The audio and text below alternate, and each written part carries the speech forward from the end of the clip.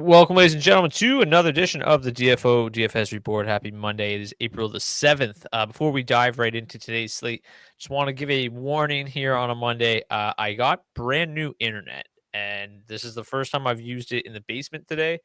So far, the speed tests are looking promising, but if something happens throughout the show, I might have to bounce back. Might have to leave for a second, hop on the old internet, hop back in. So, so far so good. It's a lot faster than it was, so it shouldn't be any issues. But I just wanted to warn everybody. Zach, hope you had a good weekend, buddy. Yeah, Brock, it was a great weekend. Nice and relaxing. And it's Masters week, baby. I'm fired right up. It's going to be a great week. Yeah. I was talking, I think, on Friday about couldn't wait to get on the golf course. I actually played my first round yesterday. So that, and right into Masters week, feeling good. It's kind of like, this is when I really feel like it's the end of the hockey season when we starting to get in a major tournament golf. So really exciting week here for fantasy hockey. It's the season long, last week of the season long season, last couple weeks of the NHL season, Masters week. Lots going on here at DFO, so it should be a lot of fun. Let's dive into tonight's 5-game slate. We got Igor Shesterkin getting the nod for the New York Rangers. It'll be Andrei Vasilevsky for the Tampa Bay Lightning.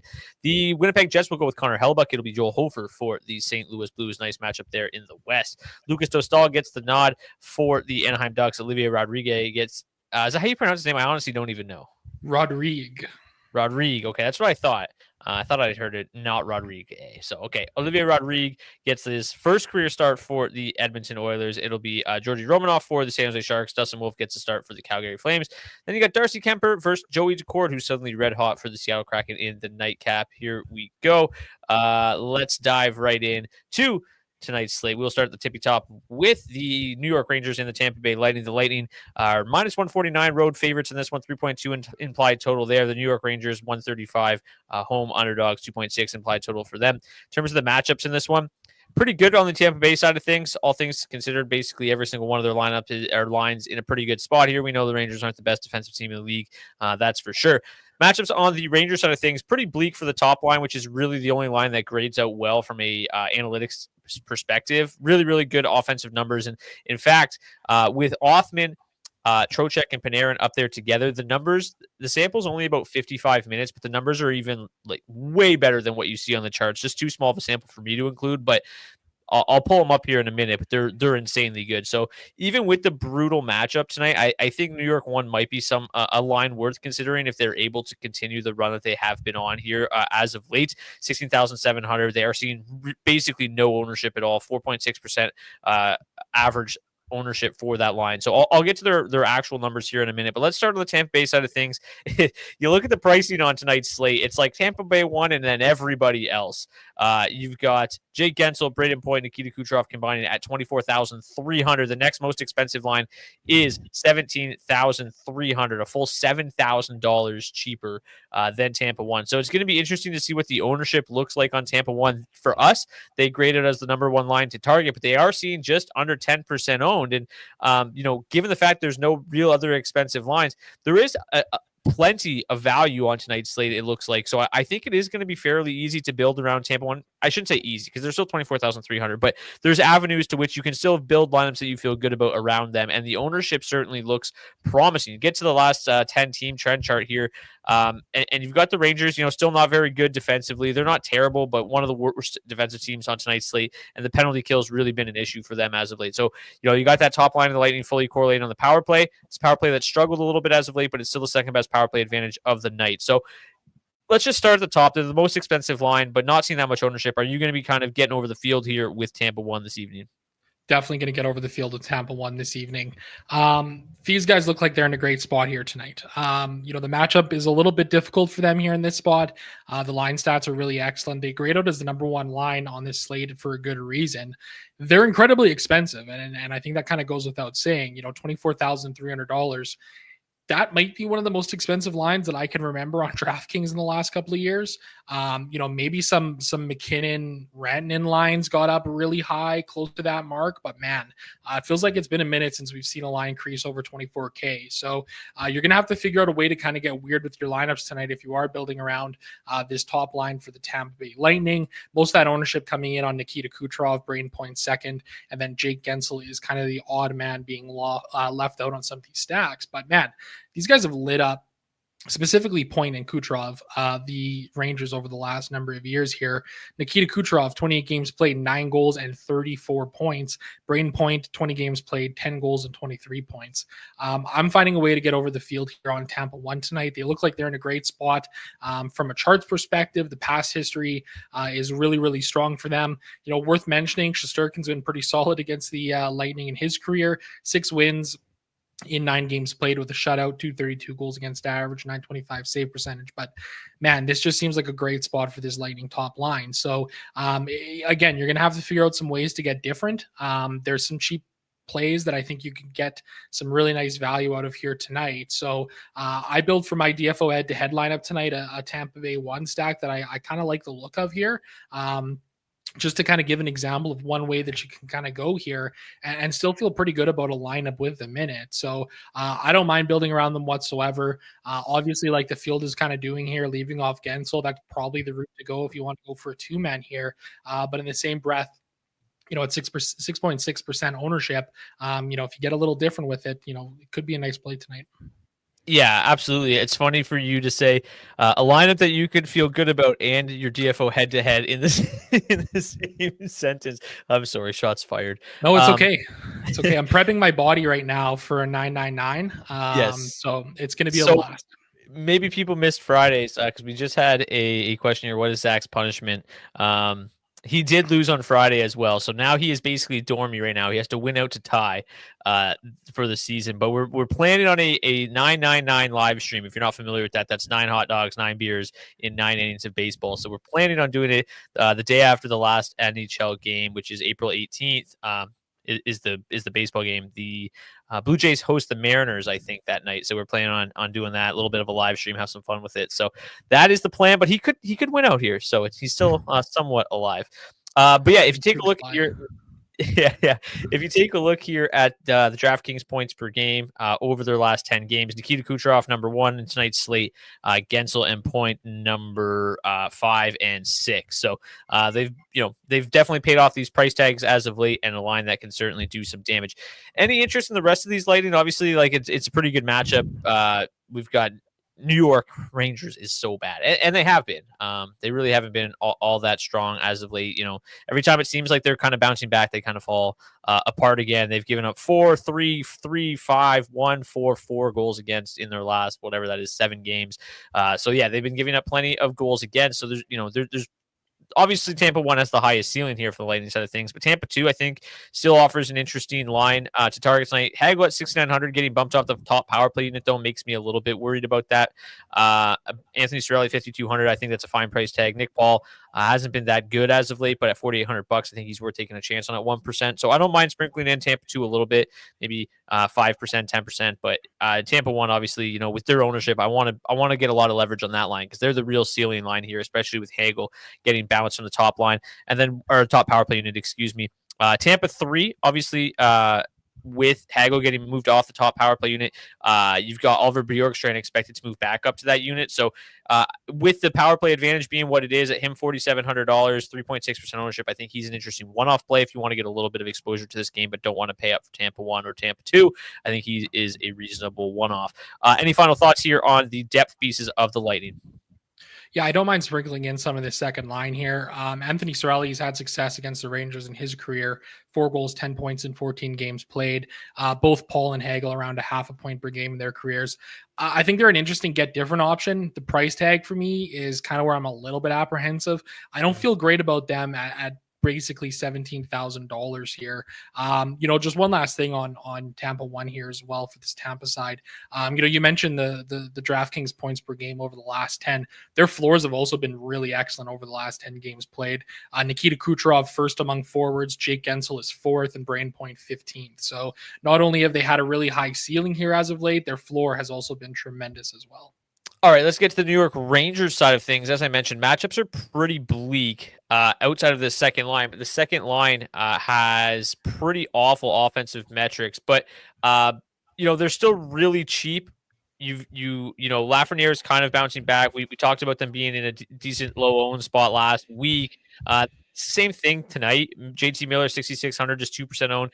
Lafreniere, under 5K, under 1% owned. And then Gabe Perreault at 2,800, under 5% owned. So really low owned option here at 14,300. With the matchup being what it is, being pretty good, I think you could probably sprinkle them in. But I don't really have a lot of faith in this New York Rangers side of things tonight. And in fact, like given the salary here of Andre Vasilevsky at $7,600, I've got a lot of interest in him there. So it's hard to have a ton of interest back on the New York Rangers side of things with as much Vasi as I want to get to tonight, as it looks like the rest of the field does as well. But it just seems like such a good play at 7,600. And as I mentioned, this is a Rangers team that's kind of been, sputtering at times, some big games, some not so big games. It's hard to really pin down exactly what's going to happen.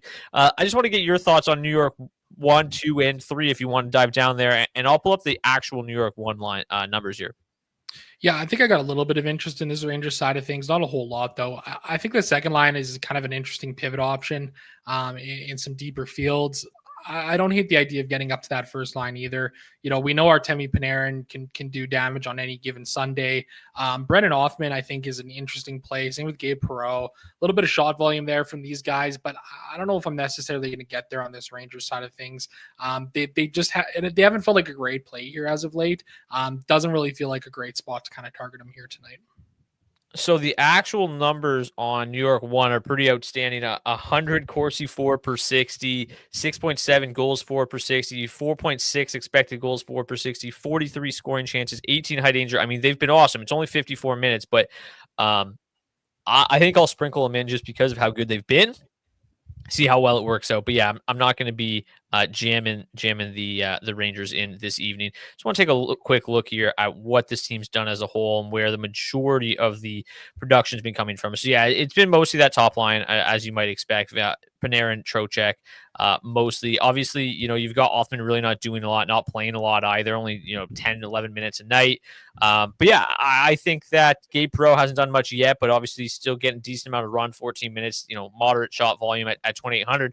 If you're talking about a type of player that you might need to play tonight to play Tampa 1, Gabe Perreault kind of fits that bill. Let's get to Winnipeg and St. Louis. The Jets, 3.2 implied total, 2.4 for the Blues. The Blues, one of the best teams in the league right now. They've been playing very, very well. Probably a little fortunate, right? We've been talking about that. 2.12 expected goals for per 60 at 5v5, scoring a full goal above expected as of late. So been a bit fortunate there. The power play has been fine. But what's really set them apart as of late is just how well they've played defensively. Maybe a little bit leakier in their last couple of games, but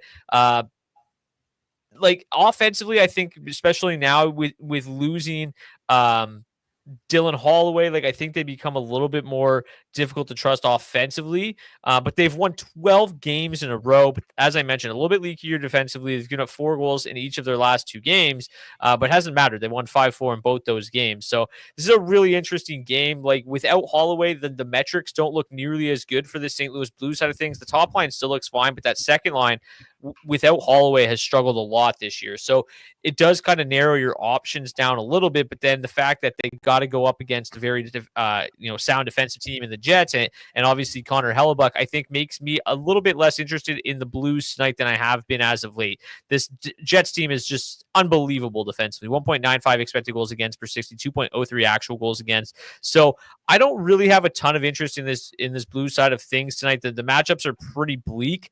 And I think I'm going to pivot over to the Jets a little bit tonight. They grade out extremely well. The matchup score here is really good for the top line. They haven't done a whole lot with Iafallo up there as opposed to Gabe Vilardi, but the price tag is kind of reflective of that, and I'm fine to get there. Connor at 7,200 feels like a nice price tag. Mark Scheifele under 6K feels great. Iafallo at 3,700 if you want to mix him in. I think he's still fine. Not a great ceiling, but 16,800 full stack. This line makes a lot of sense. And honestly, with Joel Hofer getting the start instead of Jordan Binnington, I think that makes me, a little bit more interested as well. Gave up, as I mentioned, 4 goals against the Penguins in his most recent start. He's been good. Don't get me wrong. But I don't fear him quite as much as I do Jordan Binnington. So I had a lot of interest in the Jets today as what I thought might be a little bit of a get different play. And then I saw the ownership, and they are one of the chalkiest lines on the slate. So how are you planning on managing Winnipeg 1? And then I've talked a lot about Winnipeg too. Nick Ehlers looks like a game time decision tonight. He's expected to be back in the mix. You've got Perfetti and him back on that top power play unit together.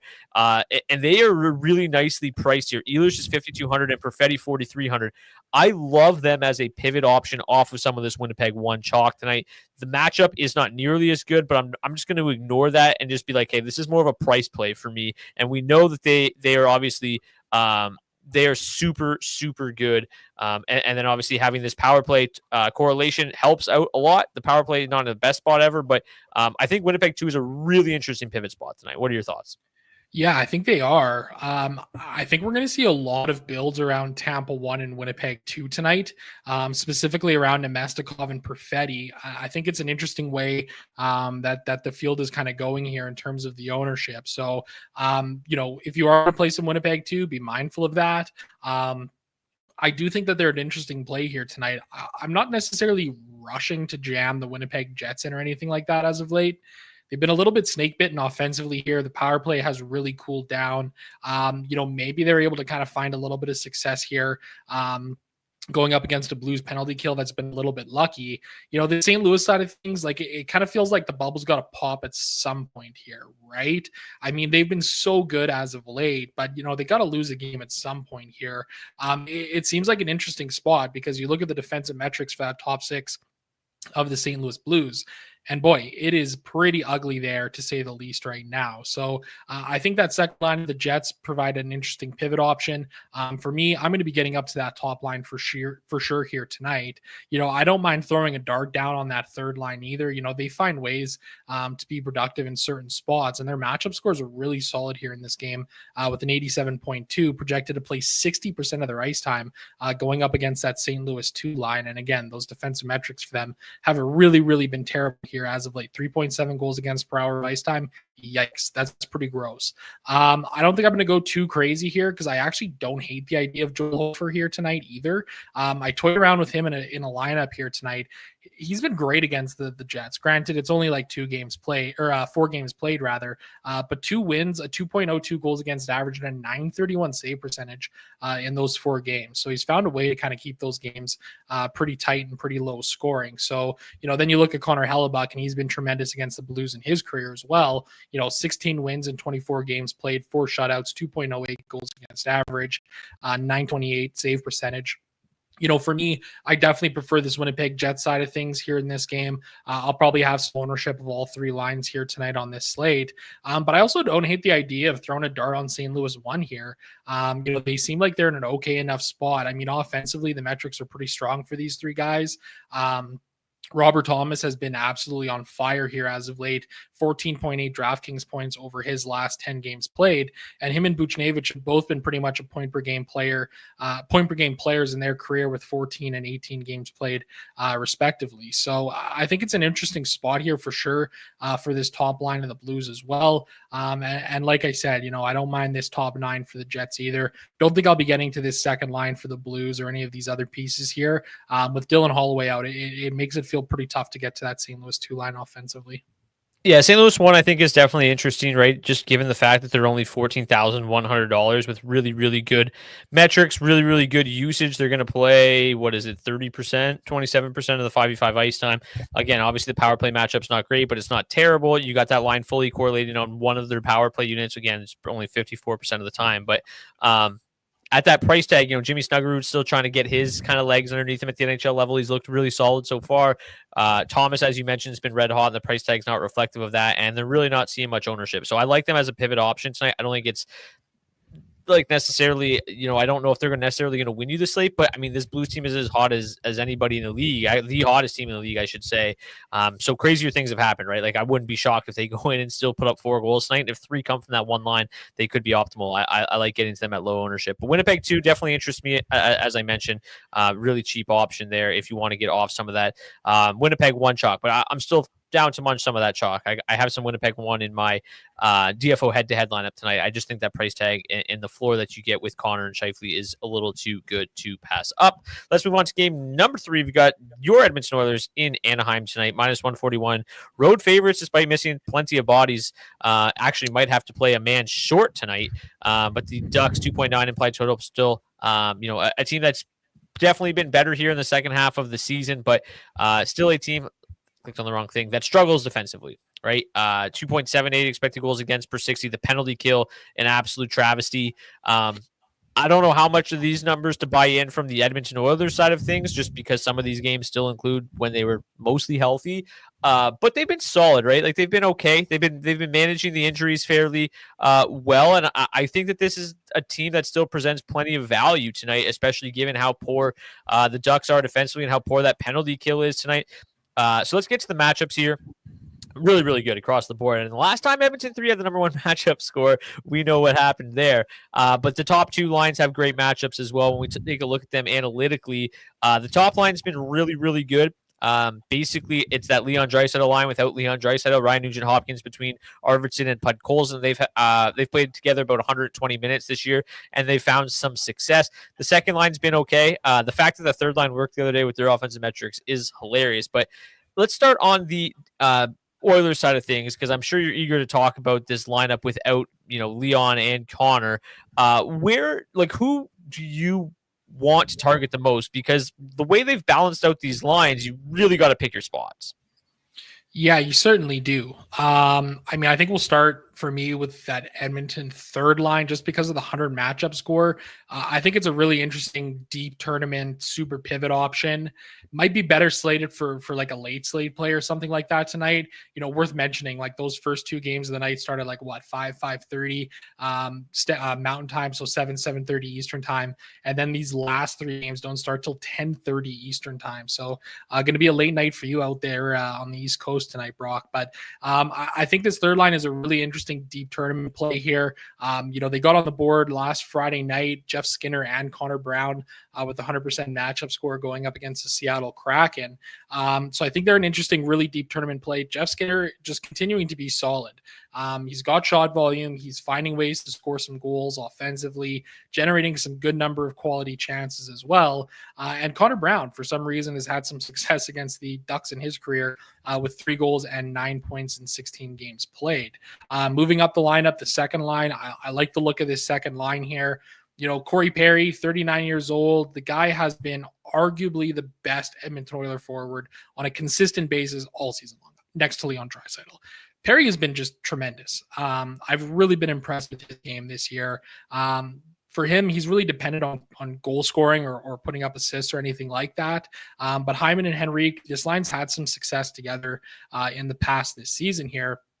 Top line, I've really liked the look of them as well here lately too. With both Draisaitl and McDavid out of the lineup, Ryan Nugent-Hopkins has slid back to his natural center position, and he's been playing some of his best hockey all season long here. The floor that you're getting from both Nuge and Arvidsson has been solid as of late here, especially Arvidsson with the shot volume that he's had. And both of these guys have had success going against the Ducks in their career as well. For me, I think most of my interest kind of comes through the power play. Seems like a really great spot here for the Edmonton Oilers power play tonight. Coming in with the number 1 rank on the entire slate for the man advantage. 20th ranked power play going up against a 32nd ranked penalty kill, and a Ducks team that's taken a lot of penalties here as of late, 2.9 times shorthanded per game over their last 10. So I think this Oilers side offers some interesting spots for sure. For me, I think from the forward group, most of my interest is again kind of around the power play unit here. Hyman, Nugent-Hopkins, Skinner, Arvidsson. I think that's kind of the route that I'm going to be focusing, and correlating with Evan Bouchard, I think is definitely a safe way to go. So color me surprised. I like all the Oilers lines here tonight.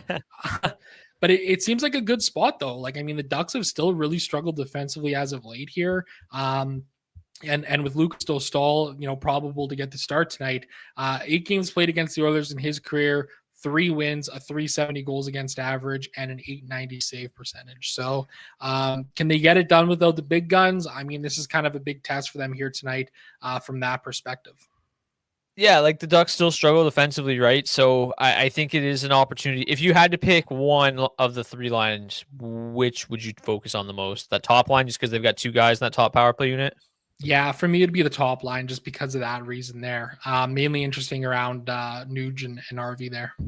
Yeah, that makes sense. Arvidsson's looked really good as of late. A lot more of the guy that I think that they thought they were getting at the start of the season, and a bit slow out of the gates. Now that he's playing like 17 minutes a night, he's basically averaging 4 shots on goal per game. So you get a nice floor. I don't mind the look of the second line here. 2.9 expected goals for per 60 is fine enough. I think Henrique and Hyman and Perry, as well as you mentioned, played well at 15,100. You also got a little bit of a narrative here, right? Corey Perry back in Anaheim, same with Adam Henrique. So, both have ties to this Anaheim organization. If you want to go down that narrative street, I think Edmonton too is certainly interesting and really not seeing much ownership whatsoever. In fact, the lowest of the three. So that would probably be the line that I would target just out of pure ownership.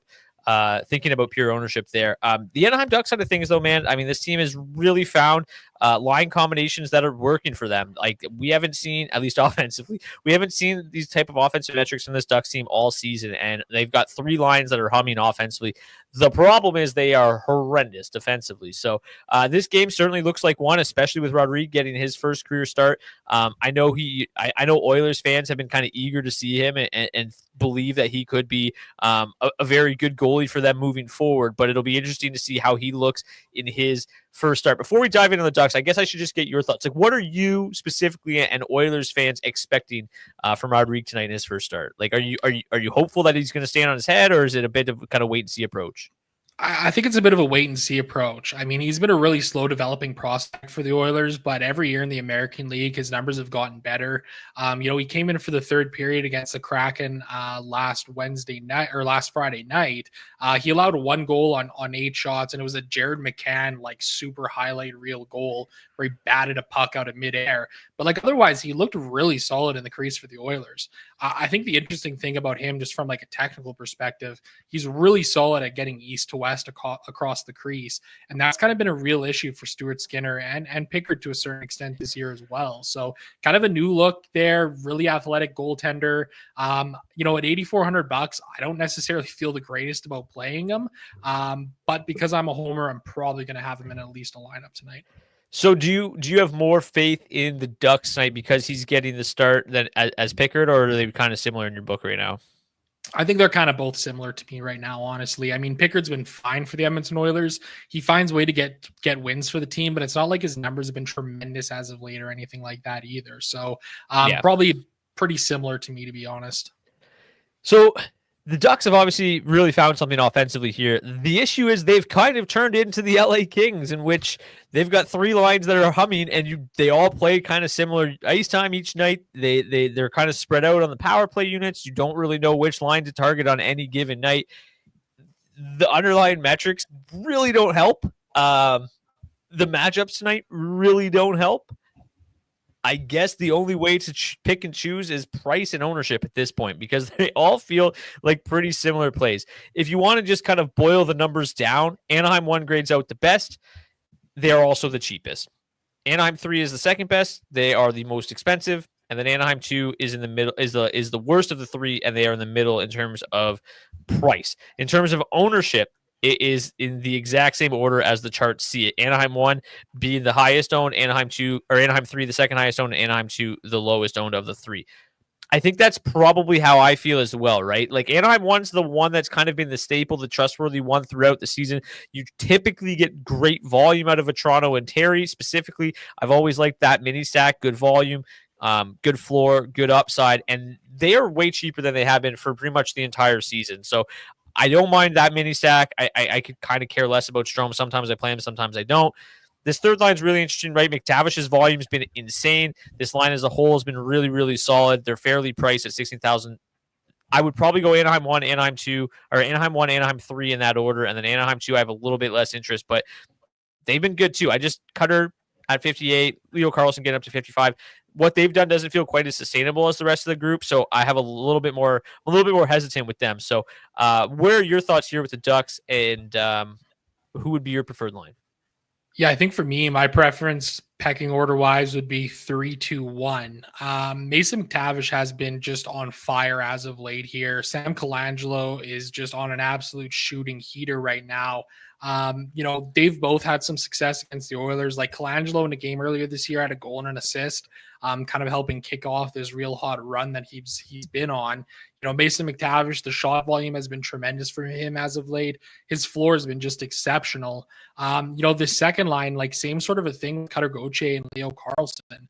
For whatever reason, these two guys in their very brief time against the Oilers have had success. Cutter Gauthier, 3 games played against the Oilers so far in his career, 1 goal and 5 points. Leo Carlsson, a goal and 4 points in 5 games played as well. I think they kind of, for me at least, it feels like they have the highest upside. That top line, like I've got some interest in them too, like mainly around, Troy Terry and Vetrano, as you mentioned. But, especially with Vetrano, it kind of feels like the floor is kind of left a little bit as of late. Like the shot volume hasn't been that elite level that we've seen in the past. And even with Terry, it feels like the volume's kind of dropped off a little bit here as of late. So I think for me, like that's kind of where my interest is here in this Duck side of things. Obviously, they're going up against a guy here who's got his first, getting his first start in the NHL. They're not really going to know a whole ton about him, but, it feels kind of like a bit of a mixed bag here with his Duck side of things. Like, like you mentioned, they're like the LA Kings now. And like the pricing is, I don't know. The LA Kings without the defense. Yeah, pretty much. I still have a hard time getting to full stacks of the side of things with this pricing. It doesn't feel great to me. I think mini stacking is kind of the route to go with Anaheim right now. Yeah, in terms of the power play tonight, the power play really sucks, and the Oilers' PK has been really good, so you're probably not too focused on that. But they also split up their unit, so it's pretty easy to correlate if you are building around the Ducks tonight.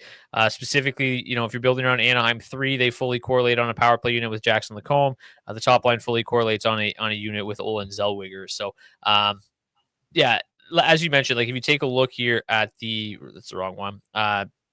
DraftKings points per game over the last 10, like it's very spread out, right? But Mason McTavish has been the best. Leo Carlsson second best. Jackson Lacombe, Olin Zellweger, Cutter Gauthier, kind of a mixed bag among all 3 lines here. So it's kind of interesting and difficult to pinpoint exactly who goes off. But yeah, I've been basically betting McTavish's shot prop every single night because it seems to be getting there on a regular basis. Okay, we got to race through these last couple of games here. We've got the San Jose Sharks and the Calgary Flames. The Flames are minus 207 road favorites tonight, 3.5 implied total. The Flames are going to be kind of the key to tonight's slate. I think they're coming in with a lot of ownership. They're projecting outrageously well.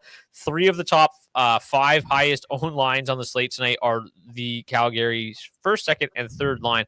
Calgary 2 coming in with the most ownership. You've got Coleman, Backlund, Coronado together. They kind of went back to their old-looking lines. The top 2 lines specifically have the best matchups here for the Flames, and those are the 2 that draw most of my interest, right? You put Huberdeau and Kadri back together. They've been really good together all year. The second line now with Coronado, Coleman, and Backlund been really good together all year. So some familiarity with these lines. They've got great underlying metrics. With Romanoff getting the start, I feel really good about the Flames. I talked about Blake Coleman as a great play last week. Worked out tremendously well. His shot volume in his last 3 games is just bonkers. He's like top 10 in the league in terms of shots. It's obviously a small sample size, but it gets back to kind of the good feels that you have with Blake Coleman, and that's what you expect out of him. So, Michael Backlund's been relatively quiet this year. I don't know how much, I feel like stacking Backlund hasn't worked as well as it did last year, but the price tag at $4,000 is super, super easy to get to.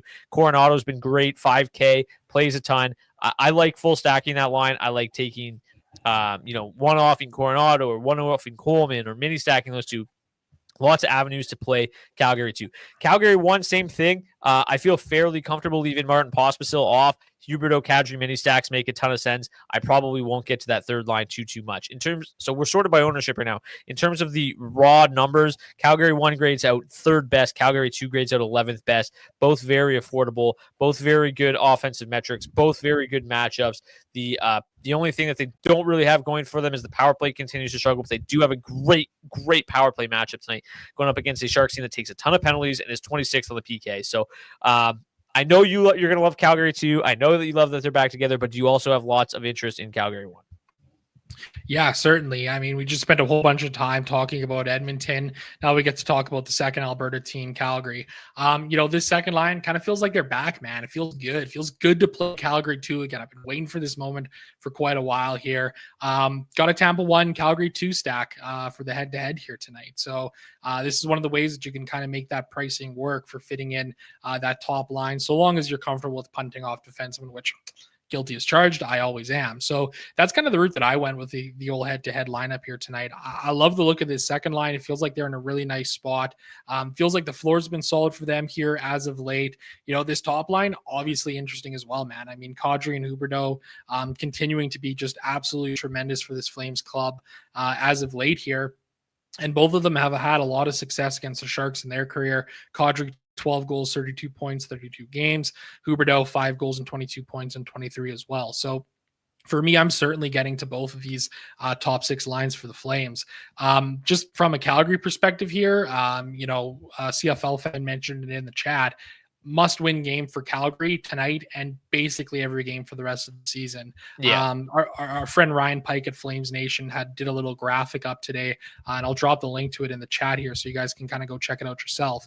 The Flames essentially need to they must win at least 4 of 6 games, 4 of their remaining 6 games to get into the playoffs. So pretty much must-win territory here for this Calgary side. I like the look of this top 6 for sure. Yeah, they make a ton of sense. Must-win game. I think they catch a bit of a break tonight too, with Romanov getting the start. I mean, not that Georgiev's great, but also no Tyler Toffoli for the Sharks, so they do definitely catch a break. This is a Sharks team that gives up a ton of goals at 5v5. The goaltending's been piss poor, and this is a Flames team that the offense has started to come back to life here. Right, 2.81 expected goals for per 60 at 5v5 might be the best mark we've seen from them all season. They could just get that power play figured out. We know they struggle a little bit on the road, but those woes seem to be quieting a little bit. They're in, they're doing what they need to do for the most part. I glossed over Calgary 1 a little bit. I just want to keep bringing it up every time I talk with them. Nazem Kadri is on a heater of all heaters too. He's been just absolutely tremendous. So if you can feel very good about getting to him tonight. I think that, again, if we bring back the ownership here for a quick minute, I have no problem kind of getting over the field on Calgary 2 and 1, and then I'll just leave this a remaining like 11% on Calgary 3 to the wind. I'd rather just be over the field on the other 2 lines and have almost no exposure to Calgary 3. You can't play all 3 of them, right? You got to probably pick and choose your spots. And I just feel so much better about these top 2. I'm feeling you feel similar. Yeah, for sure. Sorry, I'm not gonna lie, I kind of zoned out there for a second. What were you saying, Brock? Like if you had to pick, like I'm saying, I would rather be way over the field on Calgary 1 and 2 and just leave Calgary 3 off entirely. Oh, yeah, 100%. Like they're still getting 10% ownership or 11% ownership. Like I'd rather take a stand on those top 2 lines and just be like, all right, hopefully they actually come in at like 11%. Yeah, absolutely. I mean, this third line, they're coming in ranked 23rd on the slate here tonight. That is a lot of ownership for a line that has really not been productive whatsoever as of late. So I've got no interest in getting that third line at all. Can see why you zoned out when talking about Calgary 3. It makes a lot of sense.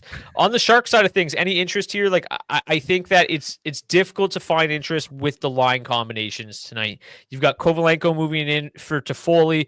That Celebrini Smith Toffoli line hasn't worked that well, and now you take Toffoli off that line and replace him with Kovalenko. I don't think you get really enough volume from this second line with Wenberg and Eklund. Like I think the Sharks are difficult to build around. Like I think I would still consider some of their punt defensemen as strong plays. Liljegren's going to draw some ownership, and I would still probably one off some Macklin Celebrini, but that's probably the extent of it for me. How about you? Yeah, I think I agree with you here. Not really sure why this second line is drawing as much ownership as they are. Like, I guess, they are 10th overall. Like, the matchup seems fine. The line stats have been fine for them. The ceiling just really not there for me, man. Like, I'm comfortable kind of scratching these guys off here. Like, the 4th highest owned line on this slate here, you got Alex Wenberg and Colin Graff on a line. Like, come on. I can't get there for myself personally. I've got interest in this top line just with Celebrini and Smith. Probably more of a late slate play, I think, than anything else here. For me, like if I'm playing Celebrini, I'm probably finding a way to play Will Smith with him there. I mean, Will Smith is seeing like a quarter of the ownership that Celebrini is.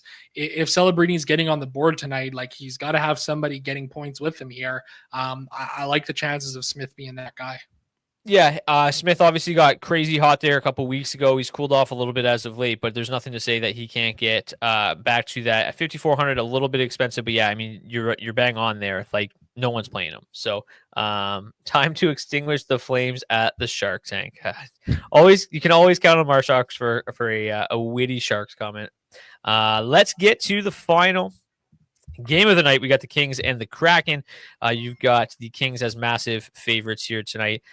This game probably not going to draw a ton of my interest here, outside of maybe a little bit of LA. Like the Kraken have really done a nice job scoring as of late. They've been extremely fortunate to do so, according to the analytics here, and they run into a Kings team that is just not only great defensively, but Darcy Kemper has been unbelievable between the pipes. So I don't really foresee myself stacking the Kraken tonight. I don't play them a lot on the regular basis. The matchups are horrific, so I'll probably stay away. But I do think I'll dabble here with the Kings.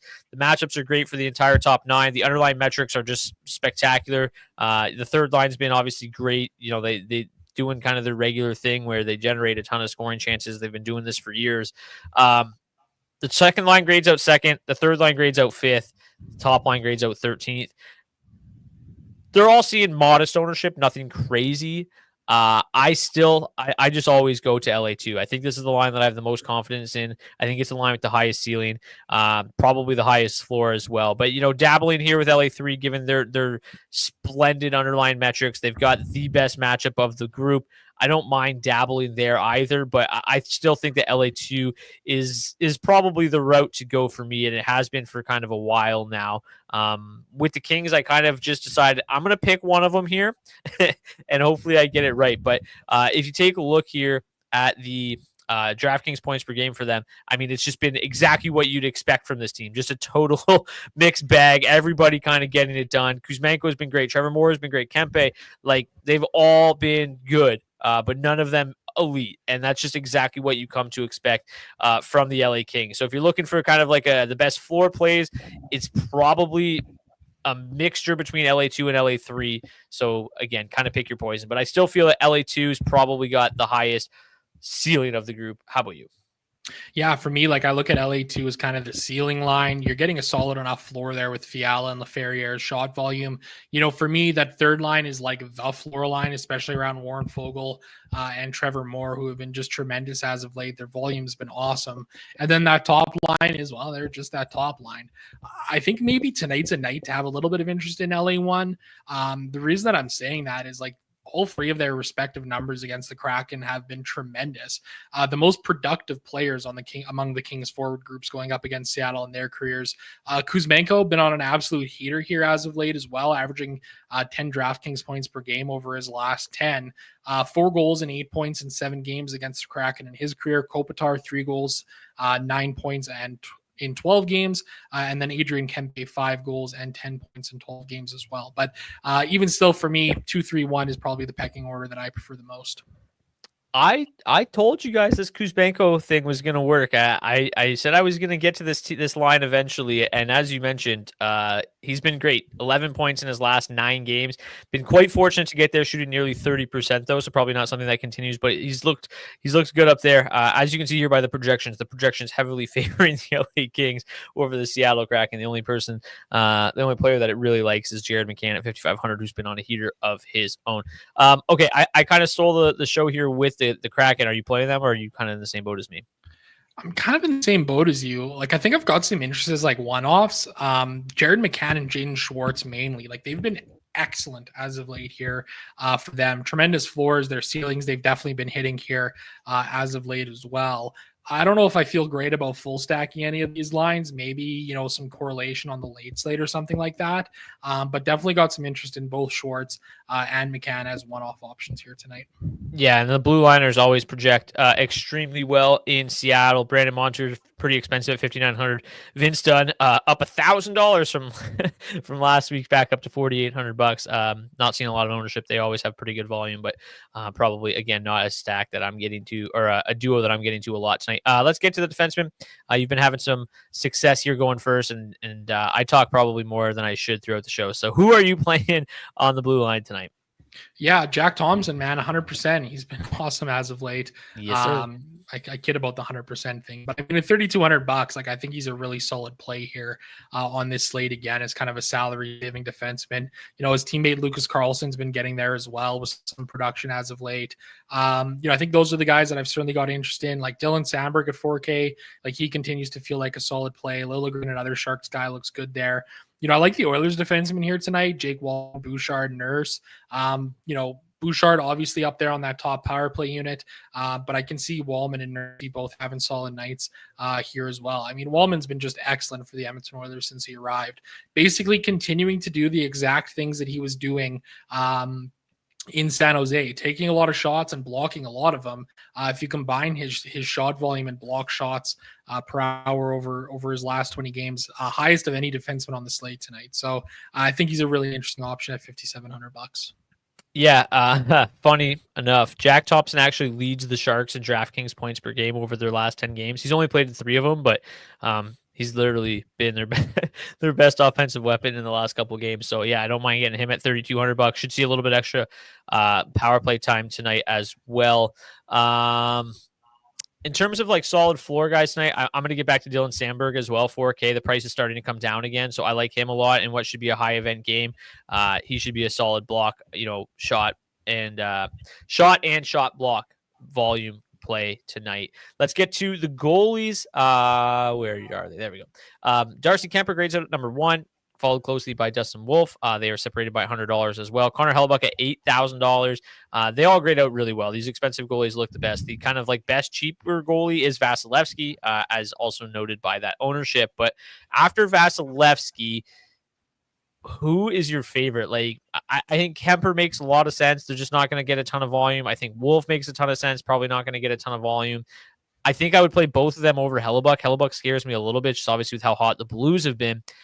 And then I think you have to strongly consider Dostal, obviously, with how shorthanded the Oilers are, with him still being at $7,000, priced as if McDavid and Leon are in the lineup. I mean, how can you not consider him tonight?